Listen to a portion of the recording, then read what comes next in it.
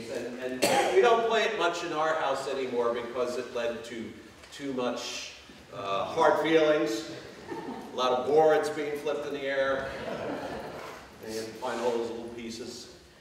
Now, probably most of us, the basic strategy of the game is go around the board, get all those properties so you can build houses and hotels on them, and then people land on them and pay your money. But there are other spaces on the board, right? There are those railroads, right? The 4 railroads. And then there are these things that I never paid much attention to. There are 2 spaces. One is called the electric company, and the other, Waterworks, right? I never found them of much use. If someone happens to land on it, if you have it, they roll the dice and pay you a certain amount of money. It doesn't really hurt them much. It doesn't really benefit you much. So I've never, when I played it, spent any money on these things called the utilities. But now I am a homeowner. And I live in a house that's, well, at least 110 years old.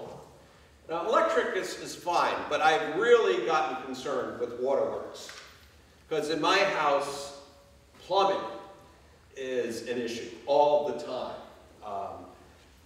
I like water to flow, but I'm more concerned that when the water is off, it stays off, which always isn't the case. There's a drip here and there, and I am not a very good plumber. So I've gotten more and more concerned over the years with Waterworks. Now, it's kind of interesting that if you look at the Bible, I mean, water is the stuff of life. You can't live without water. And yet, if you look at the Bible, there is great suspicion over water. There are stories that, you know, where water is looked upon greatly as something that people absolutely need. But on the whole, the people of Israel were kind of suspicious of water. In fact, great bodies of water.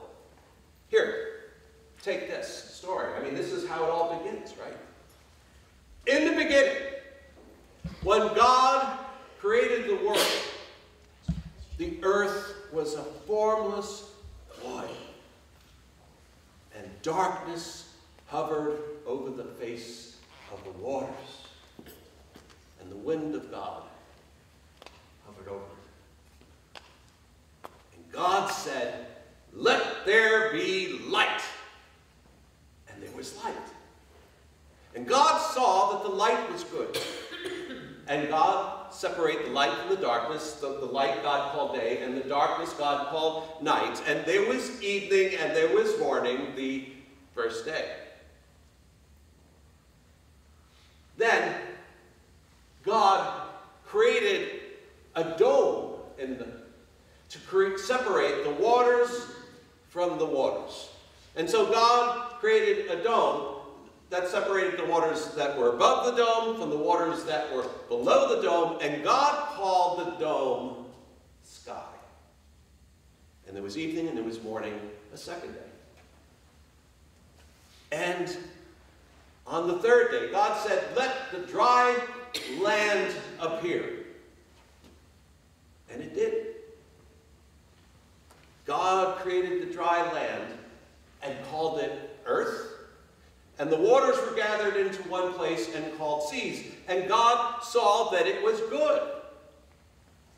And God said, "Let the earth put forth vegetation, plants yielding seed, and fruit trees creating fruit with the seeds in it."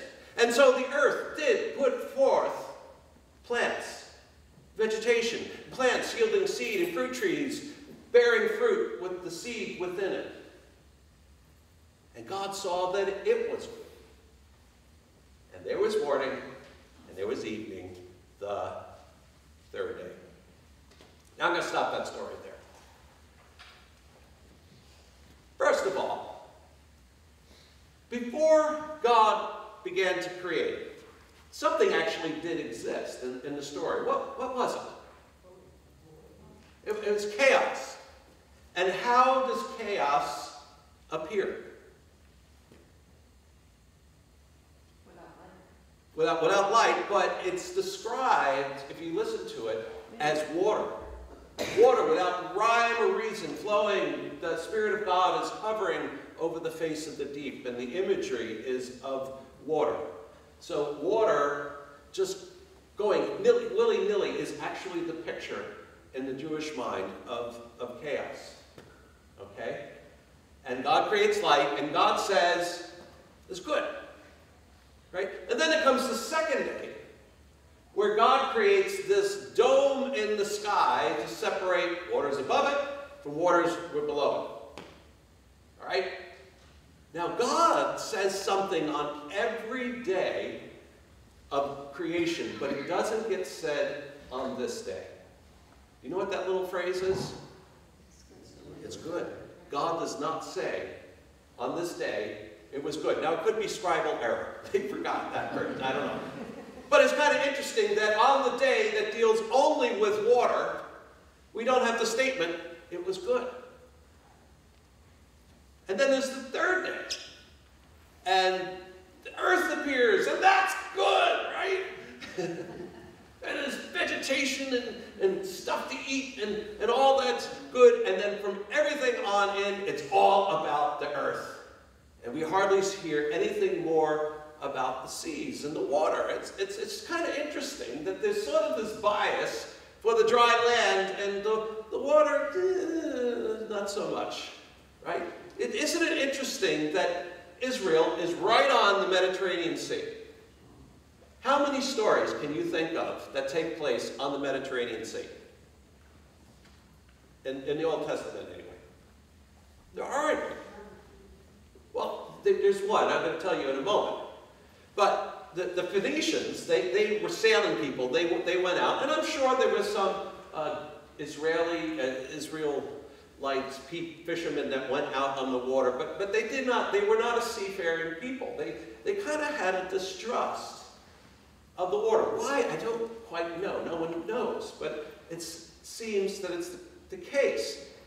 In fact, in a few chapters away from the story of creation, how does God use water again? Wipe out life, right? The story of Noah. How does life get destroyed? Not by fire, not by an earthquake, but by a flood, by rain, by water coming up from the deep, right? So it's like water, what's so crazy about it, right? And in fact, this is also kind of funny, that when the people are captive in Egypt and they flee Egypt, right? And Pharaoh's army are chasing them, and they got Pharaoh's army on one side and the Red Sea on the other. How do they get across the Red Sea? They swim? Dry land. They don't even touch the water. They walk through, and then what happens to Pharaoh's army in the water, right? They're gone. So there's a sort of a distrust of water, particularly large bodies of water. Now, as I said, there is one story of a Jew, or a Hebrew, who goes out on the sea. One day, the Lord said to Jonah, the son of Amittai, "Go to Nineveh, that great city, and cry out against it, saying, I have seen your sins, and you are doomed." But instead, Jonah went to the seaport of Joppa and bought a ticket on a ship, not heading to Nineveh, but to Tarshish, Spain. And Jonah handed in his ticket and got on the boat and sailed away to escape. But the Lord made a great windstorm arise. A great windstorm to arise. I said a great windstorm. And the waves beat into the boat such that it was about to be capsized. And the sailors were terribly frightened and prayed to their gods. They even threw the ship's cargo overboard to lighten the ships. Splash! But Jonah was down below deck with his head on a pillow, fast asleep. Until the captain came down and said, "Hey, matey, what are you doing sleeping at a time like this? Get up and pray to your God. Maybe he'll take pity on us and keep us from drowning." again, were terribly frightened. And so they said to one another, let us cast lots to see who has caused all this trouble to come upon us. And so they cast a lot. And the lot said, J-O-N-A-H. And they turned to Jonah and they said, what is this that you have done? Where are you from? What is your business? Who are your people? What is your country? And Jonah said, I am a Hebrew, and I worship the Lord who created the sea and dry land. I am the reason this has come upon you. And the sailor said, what did you do? Well, the storm kept growing worse until the sailor said to Jonah, what can we do with you to make the sea calm down? And Jonah said, pick me up, throw me into the sea, it will calm down. I'm the reason all this has come upon you. Well, the sailors tried to row to shore, but the storm kept growing worse. Finally, they got together and prayed to the Lord. They said, God, don't drown us for taking this man's life. Don't hold us guilty for killing this innocent man. I mean, all this happened because you wanted it to. And they picked Jonah up and they threw him into the sea. Splash. And the sea calmed down. And the sailors were terribly frightened. They began to make all sorts of sacrifices and pledged all sorts of things to the Lord. But the Lord made a great fish come and swallow Jonah up.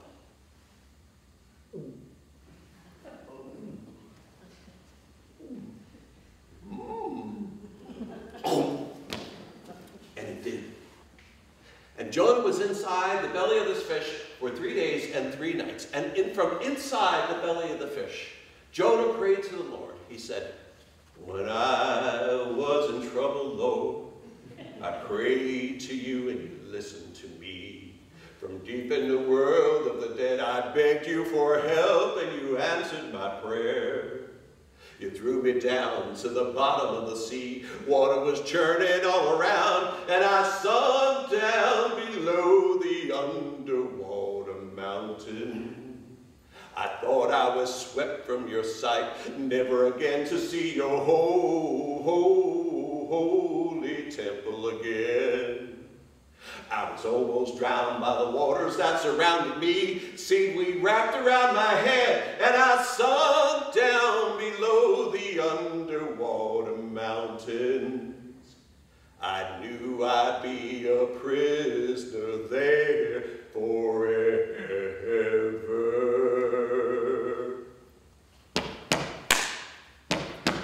Join me. But you, Lord God, did rescue me. When my life was slipping away, I remembered you. And you, oh Lord, in your temple you answered my prayer, saying, I will keep my promise. I will keep my promise. I will keep my promise. I will keep my promise. All who worship worthless idols turn from the God of all mercy with shouts of praise. I will answer to you, O Lord, a sacrifice of praise, saying, I will keep because you have the power to save. I will keep because you have the power to save. I will keep because you have the power to save. I will keep my promise. And the Lord commanded the fish to vomit Jonah up.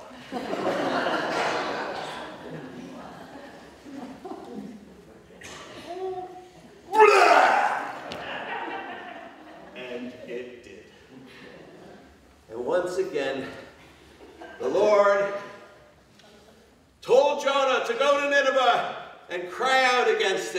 this time Jonah obeyed the Lord.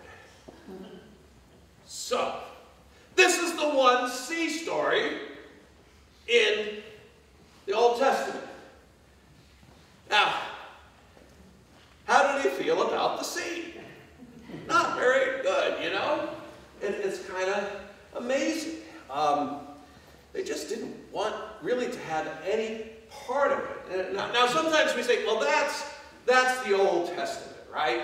New Testament is so much different. Usually that's our excuse. Like when we encounter something in the Old Testament about wars and stuff, and we say, well, that was back then. You know, Jesus didn't do that, so we kind of shove that off. And yeah, there are those kinds of stories in the Gospels too. One day, Jesus had been teaching all day long. And one of his evening, he said to his disciples,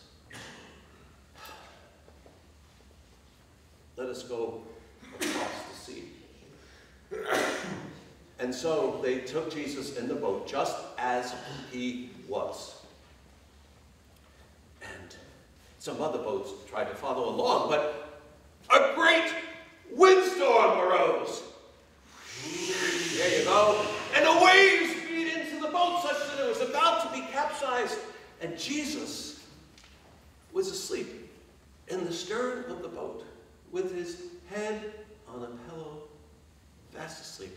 And his disciples came to him and said, Jesus, don't you care that we're about to drown? And Jesus woke up.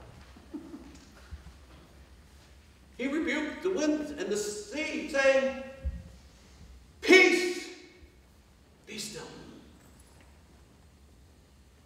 And the wind stopped. And there was a great calm. And then he turned to his disciples and said, why were you afraid? Have you still no faith? And they were floored. And they said to one another, who is this that even the winds and the sea obey him? So, again, this image of the sea that we get from Genesis, that's repeated in Noah, and here in the story, it's sort of the Jewish metaphor of chaos, of forces out of control in our life. You know, the ideal picture for them is in Psalm 23, right? We come to the what kind of water? Still waters, nice, calm, placid. This raging sea nonsense, that's for the Phoenicians, right? That's not for us, right? But it's interesting that when Mark, the evangelist, from where this story comes from, he wants us to be thinking of Jonah, right? If you haven't noticed that Mark's gospel doesn't have much details. It's just a rudimentary story. He's getting on with things, moving along pretty quickly. But what I've learned is that whenever a detail is mentioned, you know, it almost is like a speed bump. It's like, why is that there? And Jesus is sleeping in a boat. But is his head on the stern? Where's his head? It's on a pillow. Interesting little detail. Jonah is below deck with his head on a pillow. It's a little detail like that is to make us think, those who know these stories well, of, oh, Jonah, of course, the storm at sea, right? And the sea calms down. And you kind of get the feeling that if someone were to tell the disciples on the boat, you know, if you throw Jesus overboard, the sea would calm down, that they might have done it. But they're not quite that desperate yet when Jesus calms the wind and the sea. Jesus calms the watery chaos with a word. Now, does that remind you of another story? Well, from the Old Testament, in the beginning, we have watery chaos, and God speaks. Let there be light. And boom, order is imposed upon the chaos. Things start to calm down, right? So these stories of Jesus, they hearken back to these stories. We're to think about them and to remember them. Now, one final thing is, what did I say about that second day of creation? What was made on the second day of creation? The dome, right? There's something. They had some vision that somehow, there's the clouds up there that are full of water, and what kept the water up there was the sky, this dome, this little blue thin thing that surrounds our earth. And here's another water story that has something to do with that dome. The beginning of the good news of Jesus Christ, the Son of God. Why, it began just the way God said it would in the book of the prophet Isaiah. See, I am sending my messenger out ahead of you who will prepare your way, a voice crying out in the wilderness, prepare the way of the Lord, make his path straight.